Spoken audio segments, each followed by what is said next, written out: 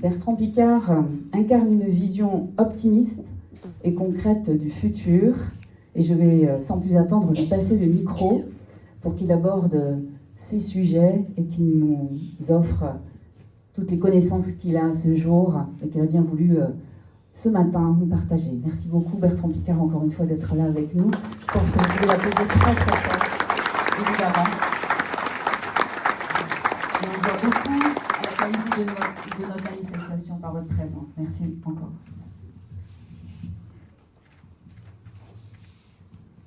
Merci beaucoup, Madame la maire. Bonjour à tous. C'est un grand plaisir de parler d'aviation à des spécialistes de l'aviation.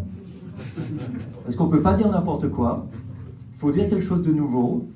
Et dans la ligne de cet héritage de Pierre-Georges Latécoère, c'est un bonheur tout particulier d'être ici, d'avoir l'héritage Piccard, l'héritage Latécoère qui se retrouvent. La seule chose que je ne sais pas, c'est si mon grand-père et l'arrière-grand-père de Pierre Latécoère s'étaient rencontrés. Parce qu'en fait, ils ont mené leurs expériences et leurs expéditions à peu près en même temps. Alors maintenant, si on parle d'aviation, ce que je trouve intéressant, c'est de le voir comme une transgression. L'aviation, c'est une transgression contre l'ordre établi. C'est une révolte. Ce n'est pas la conquête du ciel, c'est la révolte contre tous ceux qui disaient que c'était impossible de voler. Figurez-vous que l'air chaud monte depuis toujours. Le seul qui n'a pas compris ça, c'était Caïn, qui a fait un sacrifice et la fumée est partie à l'horizontale parce qu'il y avait une couche d'inversion. Mais normalement, la fumée monte. L'air chaud monte. Les Chinois ont emballé de l'air chaud dans des sacs en papier pour faire des lanternes volantes. Mais personne n'a osé se mettre à l'intérieur. Il aurait suffi de faire une lanterne plus grande. Et je pense que s'ils avaient essayé, ils auraient été brûlés comme hérétiques, parce que seuls les dieux avaient le droit de voler. Il a fallu attendre 1783 pour que les frères Montgolfier emballent vraiment l'air chaud dans des sacs de papier pour pouvoir voler. Et ça, c'est devenu, à ce moment-là, la certitude durable. La certitude précédente, c'est qu'on ne pouvait pas voler. La certitude suivante, c'est qu'on ne pouvait voler que par du gaz plus léger que l'air. C'est-à-dire, non pas par de la portance, mais par de la flottaison. Donc il fallait faire flotter. Et c'est passionnant de voir à quel point les scientifiques ont pu prouver mathématiquement qu'il était impossible de voler avec un plus lourd que l'air. Et quand les frères Wright ont volé, ils n'ont pas enfreint une règle de physique, ils en ont simplement découvert une nouvelle. C'est-à-dire qu'on n'a pas besoin forcément de flotter, on peut créer de la portance avec une vitesse par-dessus une surface. Et ça crée une force verticale qui permet de rester en l'air. Donc c'est extraordinaire parce qu'on voit que tous ceux qui avaient prouvé que c'était impossible de voler, c'était basé sur des paradigmes et des règles qui étaient totalement archaïques. Il a fallu réactualiser les connaissances et les expériences humaines pour arriver à faire voler un avion. Alors maintenant, voler un avion, c'est très bien, mais qu'est-ce qu'on en fait? Si on veut voler loin, si on veut voler haut, si on veut voler vite, eh ben, on n'est pas en 1928 avec un LAT-28, ou disons juste avant le LAT-28. Le grand mérite de Pierre-Georges Latécoère, ça a été de faire les premiers vols de distance. Alors le LAT-28 a permis de rejoindre l'Amérique du Sud depuis l'Europe, mais il manquait la fiabilité. Il manquait la fiabilité. Pourquoi?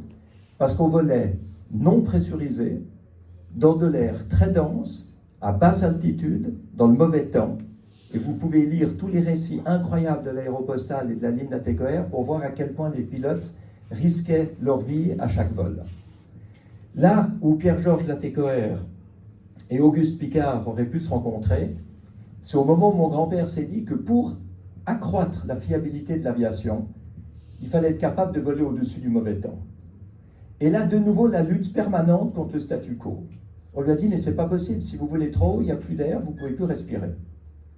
Le monde de l'aviation a refusé de construire la capsule pressurisée que mon grand-père avait inventée, et il a été obligé de la faire construire par un fabricant belge de cuves de bière qui n'avait aucune idée de pourquoi on allait l'utiliser. Le fabricant lui a demandé pourquoi il y avait ces grandes ouvertures. Mon grand-père n'a pas osé dire que c'était c'était des hublots à une porte d'entrée. Il a dit, oh, c'est pour nettoyer la cuve plus facilement. Et tout à coup, le fabricant a vu que mon grand-père partait pour la stratosphère avec sa cuve de bière. En montant dans la stratosphère, on montre quoi? On montre qu'on peut survivre à haute altitude. Et ça, c'est la cabine pressurisée qui équipe maintenant tous les avions, tous les vaisseaux spatiaux. Mais c'est aussi montrer qu'en volant à très haute altitude, on est dans de l'air raréfié et que par conséquent, on consomme beaucoup moins de carburant et on vole beaucoup plus vite. Et ça, c'est le principe de l'efficience. L'efficience, c'est quand on obtient plus en consommant moins. Et vous allez voir que c'est toute la quête de ma fondation Solar Impulse, c'est comment est-ce qu'on peut être efficient dans notre monde, et les 1000 solutions que la mère a mentionnées se basent sur ce principe-là. Donc, on pouvait voler loin, on pouvait voler haut. Il a fallu attendre 1947 pour voler vite. C'est quand Chuck Yeager a passé le mur du son. Donc on peut dire que la triade qui a permis l'aviation moderne, c'est Pierre-Georges Latécoère, Auguste Piccard et Chuck Yeager. Mais ça, c'était pas vraiment décarboné. Et ce qui m'a passionné depuis que j'ai commencé à voler, c'est continuer cette histoire de pionnier, continuer cette histoire d'exploration et montrer qu'on pouvait faire encore beaucoup plus. Et le tour du monde en ballon, c'était aussi une lutte contre le statu quo, contre tous ceux qui disaient « mais c'est impossible, vous ne pouvez pas faire ça, le vent met 3 semaines pour faire le tour, et le ballon qui a volé le plus longtemps dans l'histoire a volé 6 jours. Donc vous voyez que vous ne pouvez pas. » Et systématiquement, on est obligé, dans l'esprit de pionnier, de remettre en question les certitudes, de changer les paradigmes, de trouver d'autres manières de faire. Et si jusqu'à maintenant un ballon avait volé 6 jours, ça ne voulait pas dire qu'à partir de maintenant, il ne pouvait pas voler plus longtemps. Et je crois que ça, c'est quelque chose que vous devez vous rappeler. Écoutez toujours le vocabulaire. Quand quelqu'un vous dit jusqu'à maintenant, dit ok, jusqu'à maintenant, oui, mais à partir de maintenant, non. Et c'est là que le pionnier intervient. Donc 20 jours de vol avec un ballon d'un type différent, 45 000 km, mais l'extrême limite de ce qu'on pouvait accomplir, parce que sur les 3,7 tonnes de propane liquide, il restait 40 kg à l'atterrissage. Vous voyez le niveau de gaz. Donc c'est clair que ce n'était pas décarboné, pas encore, et surtout on voyait que ce n'est pas le ciel qui est la limite, c'est le carburant. Le carburant est la limite. Il y a un moment où vous ne pouvez plus continuer. Et nous, on a réussi par miracle. Il nous restait 2 ou 3 heures de vol possible sur les 20 jours. Et c'est là que j'ai commencé à me dire, il faudrait fonctionner autrement.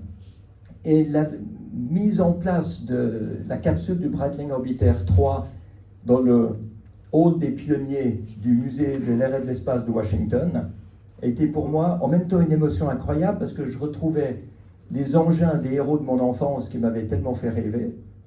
Mais en même temps, je voyais que le futur n'existait pas. Il n'y avait que le passé. Ça, c'est l'aviation du passé.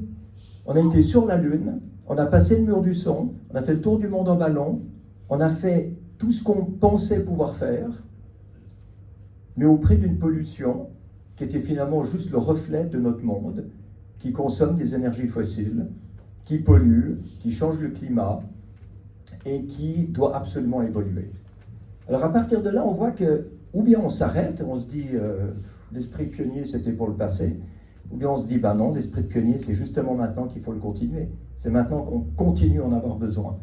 Par conséquent, comment est-ce qu'on peut refaire exactement tout ça, mais sans carburant? Et ça, c'était le rêve de Solar Impulse.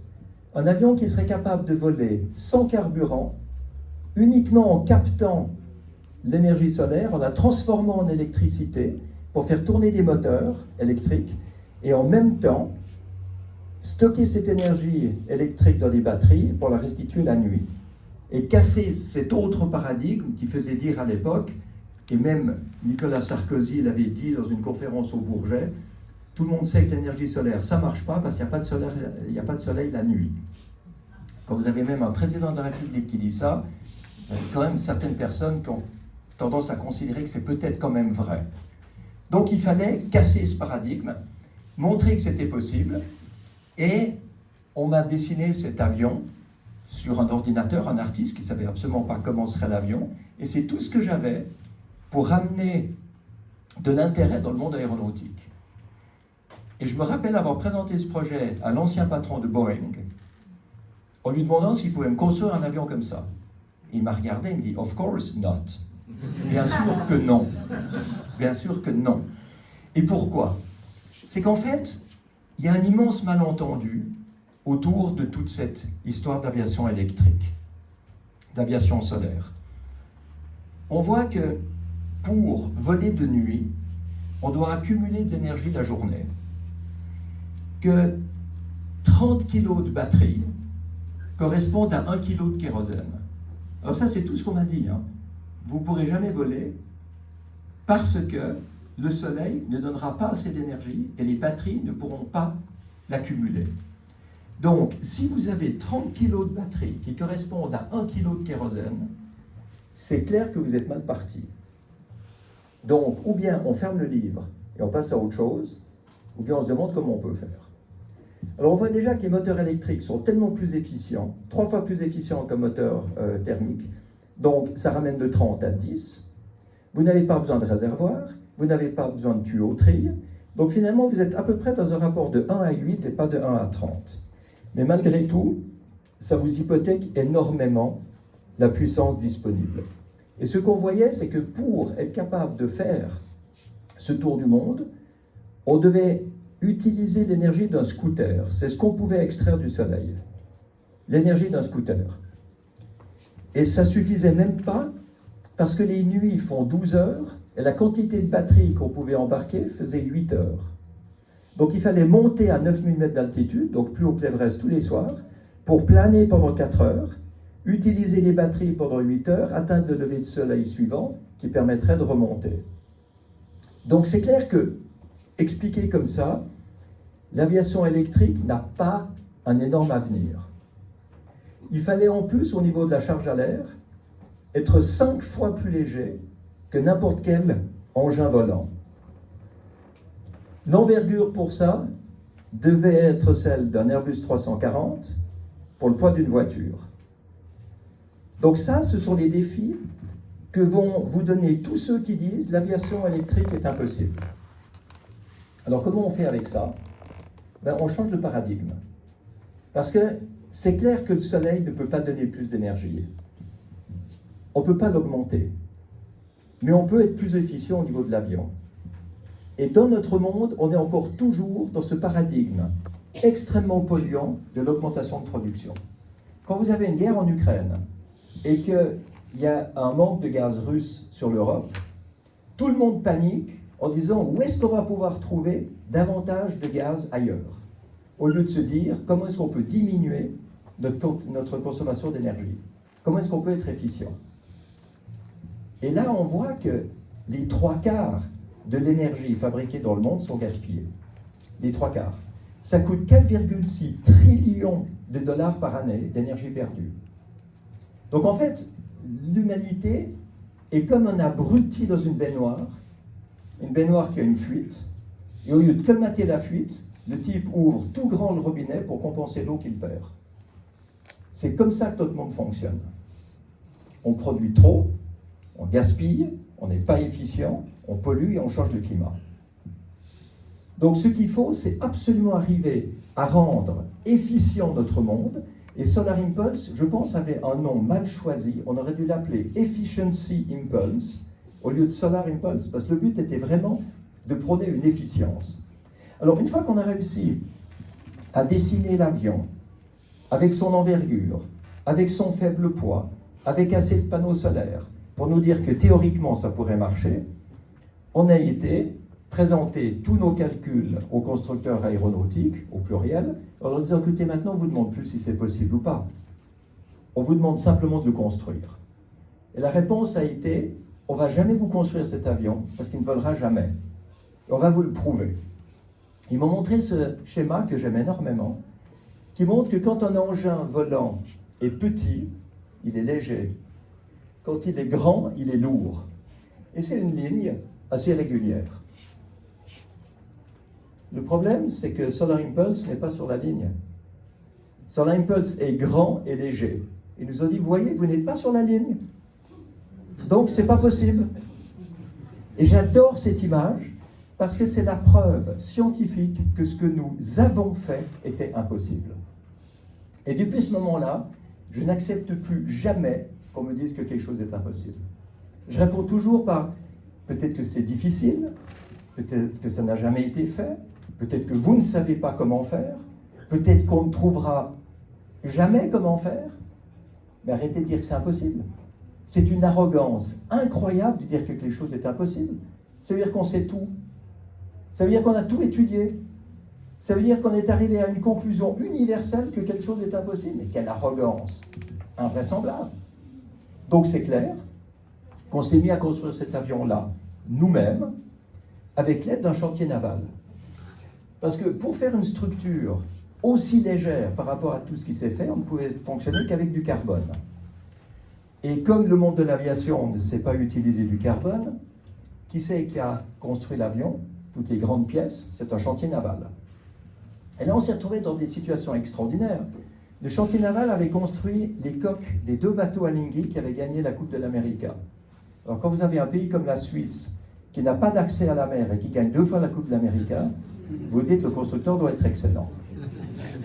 Et on a été voir ce constructeur qui nous a dit, effectivement, moi je peux vous faire votre avion aussi léger que vous voulez, j'ai aucun problème, je sais utiliser le carbone.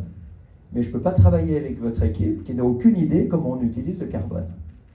Donc avec André Borchberg, mon associé dans Solar Impulse, on est retourné vers notre équipe, juste pour nous entendre dire, vous êtes complètement fous, on ne peut pas travailler avec un chantier naval qui n'a jamais construit un avion. Et ça, c'est le genre de dilemme qu'on a souvent quand on fonctionne en silo, où chacun ne fait que ce qu'il a appris à faire. Alors qu'en fait, si on est dans une situation où on exclut l'autre, c'est le 1 plus 1 égale 0.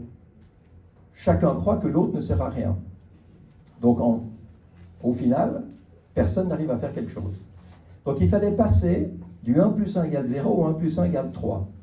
L'expérience du chantier naval, l'expérience de notre équipe, et grâce à ça, une troisième expérience qui inclut les deux et qui permet d'arriver au but.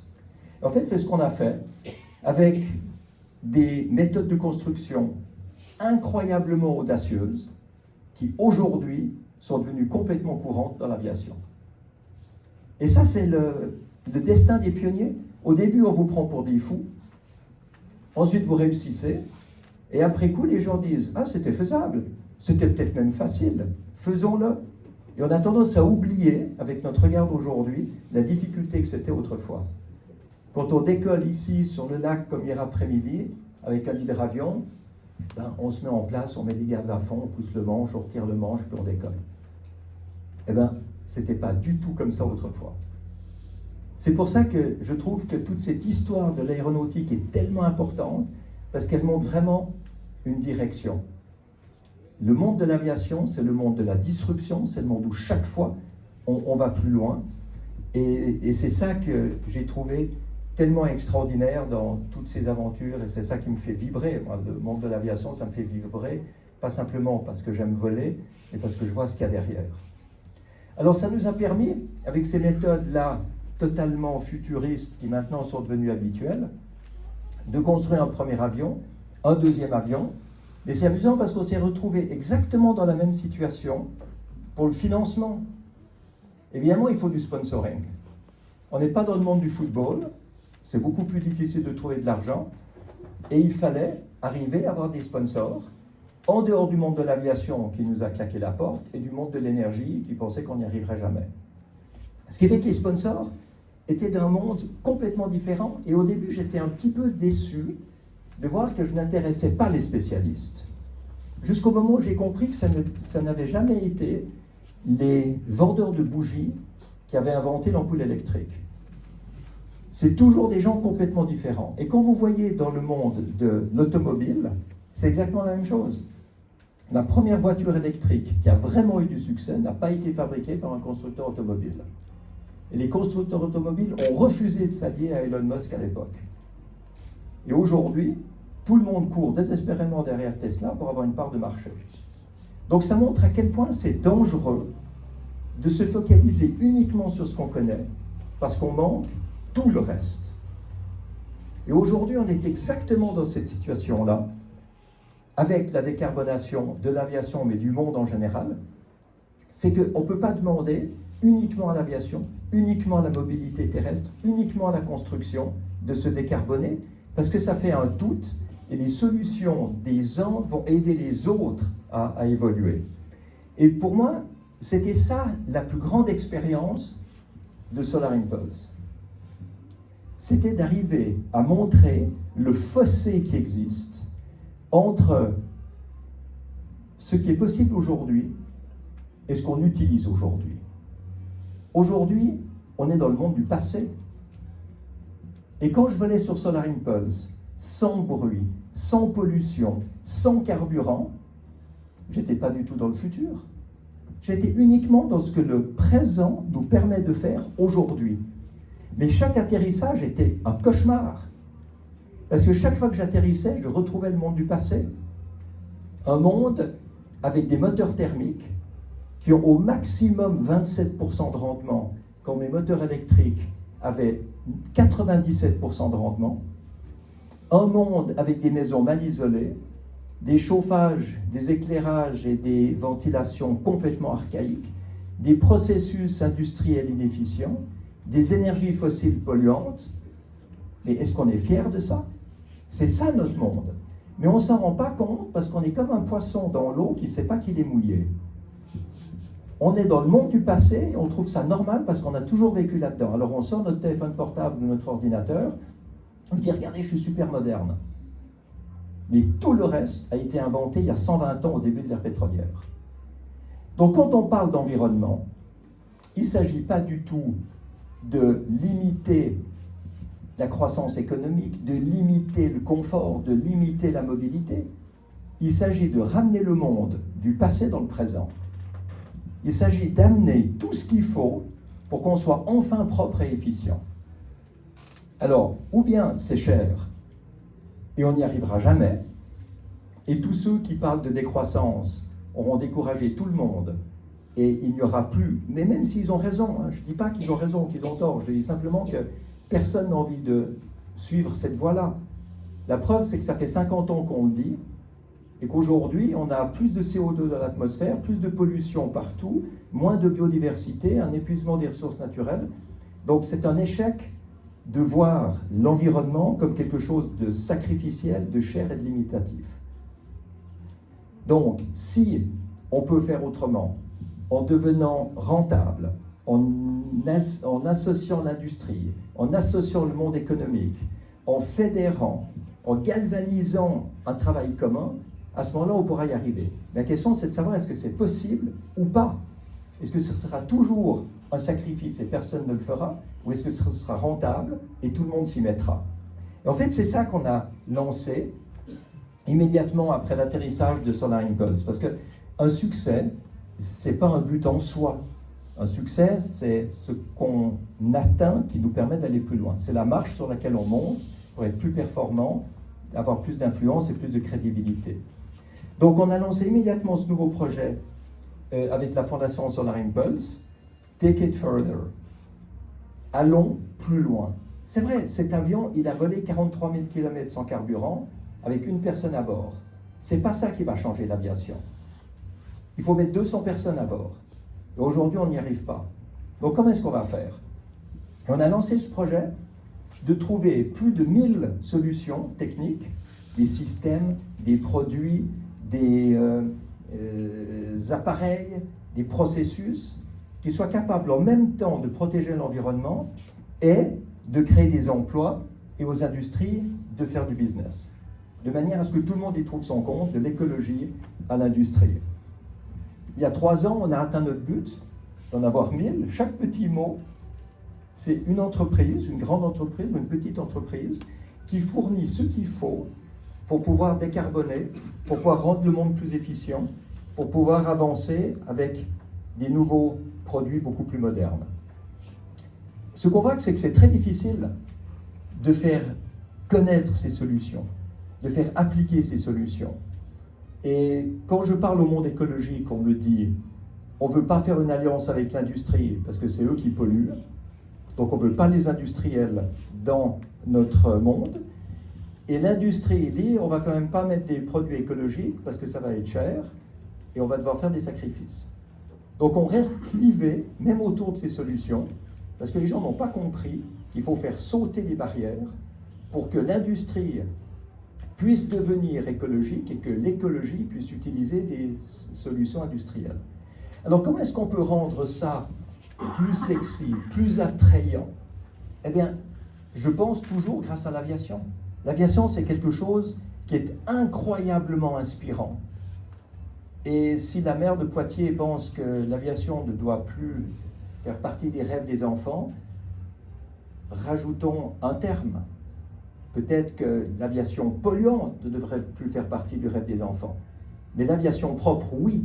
Et c'est l'aviation propre qui va peu à peu se développer, qui va tirer en avant cet esprit de pionnier dont on a besoin dans l'entier de notre société. Parce que c'est quand même beaucoup plus intéressant et spectaculaire d'avoir un avion décarboné que d'avoir un sèche-cheveux décarboné. Donc, il faut garder ce côté spectaculaire, et c'est ce projet-là sur lequel je travaille avec Raphaël Dinelli. Vous devez connaître Raphaël Dinelli comme navigateur. Il a fait 4 fois le Vendée Globe, la Jacques Vabre, la Route du Rhum. Et Raphaël est un ingénieur en matériaux composites qui n'avait pas l'expérience pour gérer un projet et trouver des sponsors. Moi, j'avais la même envie que lui, mais sans du tout avoir envie de me remettre dans une construction d'un avion. Et quand on s'est retrouvés, on s'est dit, on va travailler ensemble, on va voler ensemble, on va faire ce projet ensemble. Et le petit clip ici vous montre de quoi il s'agit.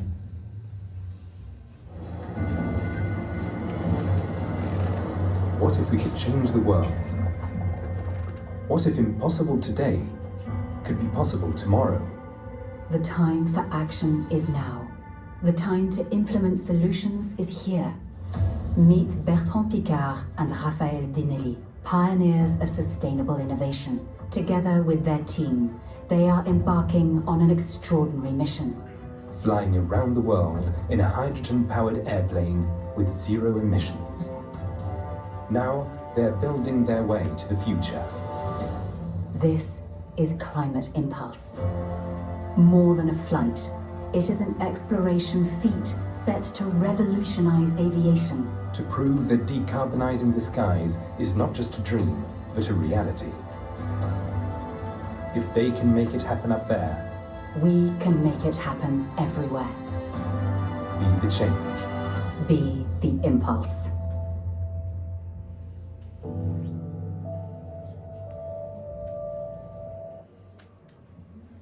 Ce qui a changé, c'est que ça ne fait plus du tout rire le monde aéronautique. Airbus nous soutient, Ariane Group nous soutient, ScienceCo, c'est normal parce que ScienceCo c'est la spin-off de Solvay qui m'a toujours soutenu, mais on est dans un projet de développement industriel où il s'agit de montrer qu'on peut atteindre le vol ultime avec de l'hydrogène. Le vol ultime, c'est quoi? C'est celui que vous ne pouvez pas améliorer. Vous ne pouvez pas faire plus. C'est un tour du monde, c'est sans escale, c'est sans émission. Alors, la manière de le faire aujourd'hui, c'est avec de l'hydrogène liquide. On voit qu'avec des batteries, il faudrait 30 batteries. Solar Impulse l'a montré. Avec du solaire, il faut toujours avoir dans la journée des conditions météo parfaites. C'est pour ça qu'avec Solar Impulse, on a mis 1 an et demi pour faire le tour du monde, qu'il y avait 16 escales, il fallait chaque fois attendre que la météo s'améliore pour qu'on puisse continuer. Donc, si on veut faire sauter tous les obstacles, on pense qu'avec de l'hydrogène liquide, on doit réussir à le faire. L'hydrogène liquide, c'est moins 253 degrés dans des réservoirs isolants, 1,5 tonnes à garder, pour un avion qui sera 2 fois plus petit que Solar Impulse, 2 fois plus lourd et qui volera donc 4 fois plus vite. Donc ça fait 180 km/h à 10 000 pieds, 3 000 mètres d'altitude. Il faut 9 jours pour faire le tour de la planète. Alors c'est les mêmes météorologues, c'est les mêmes équipes mission qu'avec Solar Impulse. mais c'est une complètement autre équipe de construction, et puis un soutien industriel qui pour moi est très important, parce qu'il faut montrer qu'on passe au stade suivant, c'est-à-dire au stade où tout le monde pourra l'utiliser. Alors bien sûr, il y a des gens qui prennent du temps pour écrire dans les journaux que c'est impossible. Et ça, c'est extraordinairement stimulant. Parce que vous vous rendez compte pour les gens de cette équipe, qu'on leur dise que c'est impossible, mais c'est une stimulation fantastique. Ça veut dire qu'ils sont des pionniers, ça veut dire qu'ils sont des innovateurs, qu'ils sont des explorateurs. Ça veut dire qu'ils sont là pour répondre à des questions, trouver des réponses, résoudre des problèmes. Et je dois dire que le fait qu'on nous dise que c'est impossible est une extraordinaire manière de nous aider. Parce que ça sélectionne les meilleurs collaborateurs. Ceux qui n'ont envie que de certitude, ils ne postulent pas. On gagne énormément de temps. Mais par contre, c'est vrai qu'on est dans un monde où on n'est pas du tout prêt encore pour fonctionner à l'hydrogène. L'hydrogène, vous devez le fabriquer pour qu'il soit décarboné, avec des énergies renouvelables, pour électrolyser de l'eau, extraire l'hydrogène, ensuite vous liquéfiez cet hydrogène, et quand vous le remettez au contact avec de l'air dans des piles à combustible, vous refaites de l'électricité et de l'eau, et l'électricité alimente les moteurs électriques. Il faut une nouvelle industrie, il faut des producteurs d'hydrogène, il faut des gens qui commandent de l'hydrogène pour l'utiliser, et aujourd'hui, il n'y a ni l'un ni l'autre. Donc en fait, on n'a pas atteint ce qu'on appelle la masse critique. La masse critique, c'est quand il y a assez d'offres et assez de demandes pour que la consommation augmente et que le prix s'écroule. C'est ce qui s'est passé avec le solaire, qui était 40 fois plus cher en l'an 2000 qu'il l'est aujourd'hui, 25 ans plus tard. Qu'est-ce qui s'est passé? Il s'est passé que la Chine a produit massivement des panneaux photovoltaïques et que le prix a été divisé par 40. Et aujourd'hui, vous avez l'énergie solaire qui est l'énergie la moins chère au monde, simplement parce qu'elle est disponible en grande quantité. C'est ça qu'il faut arriver à faire avec l'hydrogène. Et ceux qui pensent que c'est impossible devraient se rappeler l'état des télécommunications en 1980. Je ne sais pas si vous avez utilisé un téléphone portable en 1980. C'était une valise, ça coûtait 15 000 €, c'était une niche pour millionnaires, et personne ne pensait que ça aurait de l'avenir. Il y a simplement eu assez de production, assez de poses d'antennes, de relais, assez de fabrication pour qu'il y ait une demande, et que maintenant on en est tous dans la poche pour moins de 100 € si on n'a pas un truc cher ou un smartphone cher. C'est exactement ça qu'il faut monter avec l'hydrogène. Rendre l'hydrogène désirable. Et si c'est l'aviation qui l'utilise, et c'est une phrase que j'aime beaucoup dans le film, s'ils peuvent le faire là-haut, nous on peut tous le faire en bas. On peut tous utiliser ensuite de l'hydrogène pour des véhicules lourds, pas pour des voitures, ça ne sert à rien. Pour les voitures, c'est beaucoup plus efficient avec des batteries. Mais partout où les batteries seraient trop lourdes, on peut mettre de l'hydrogène dans des bateaux, dans des trains, dans des avions, dans des camions lourds, pour l'acierie, pour la fabrication d'engrais, etc. Donc on a besoin de développer cet hydrogène. Alors là, vous voyez une image qui peut vous faire penser que nous sommes de doux rêveurs, que je viens vous parler ici à Biscarrosse d'un dessin, d'un truc qui va peut-être arriver un jour. Non, non, non, pas du tout. Ça, c'est dans les bureaux de Raphaël Dinelli. L'avion est en construction. On a le fuselage central, on a les ailes qui ont été en grande partie moulées. Aujourd'hui, on est à peu près à 40% de la construction. Le but est de pouvoir faire les premiers vols tests en 2026, l'année prochaine. Ensuite, des vols de plus longue durée pour nous entraîner. Et un tour du monde en 2028. Alors, je pourrais parler encore des heures parce que j'adore ce sujet, mais on m'a demandé de me limiter à peu près à une demi-heure pour que vous puissiez poser des questions. Et j'aimerais résumer tout ça avec une image que je montre systématiquement à la fin de toutes mes conférences, parce qu'en fait, je pourrais ne rien dire d'autre que ça. Mais c'est quand même mieux de mettre un peu plus de détails. Ça, c'est l'image du hublot de Breitling Orbiter 3, le ballon avec lequel Brian Jones et moi avons fait le tour de la planète sans escale il y a 26 ans. Le hublot est givré par l'humidité de la nuit. Il y a de l'autre côté un lever de soleil. mais on ne verra jamais que c'est un lever de soleil si on ne traverse pas la glace pour voir ce qu'il y a de l'autre côté.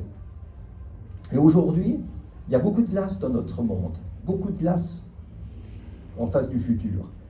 Tellement de difficultés, tellement de problèmes, tellement de défis, que vous avez des gens qui ferment les rideaux et qui disent « on est foutu, il n'y a plus d'avenir, il n'y a pas de solution, le monde ne change pas et tout va s'écrouler ». Moi, j'en veux beaucoup aux marchands de peur. Parce que les marchands de peur font des dégâts énormes